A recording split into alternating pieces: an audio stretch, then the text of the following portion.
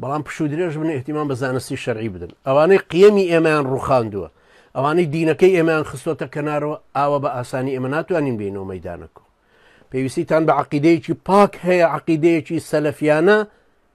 کە مەدخەلیەکان دوورن لێی عەقیدەیە کە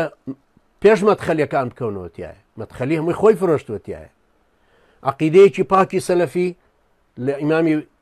ئیبن تەیمیە وەری بگرن ئیمامی ابن تەیمیە پێشەواتان بێ لە عەقیدەکە واتە تەوحیدی ڕبوبیە و ئولوهیە و ئەسما و صیفات لە عیبادەت لە فقهی دەلیل لە مناظەرەی خصوم قسەکردن لەگەڵ ئەو نۆ فێرقەی کە ئەو لەگەڵ یا کردوون چەند بە ئوسلوبێکی جوان و بە ئەدەب و بە عیلم لەگەڵی کردوون پشوو درێژ ئازا و جوامێر بەرامبەر بە قیاداتی تەتار و مەغۆڵ کە چوو بەلای قازان ئاوا پەروەردە ببن ئاوا توانین دینەکەمان بپارێزین بەخوا نە مەغۆڵ و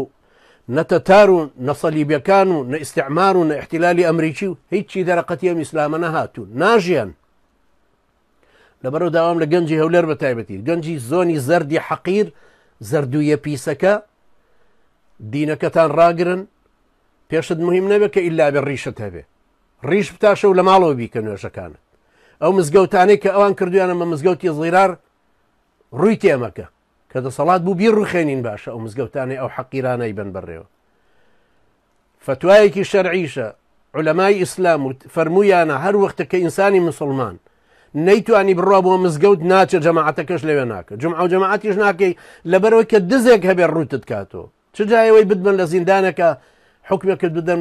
بەسرە 15 ساڵ لە زیندانابی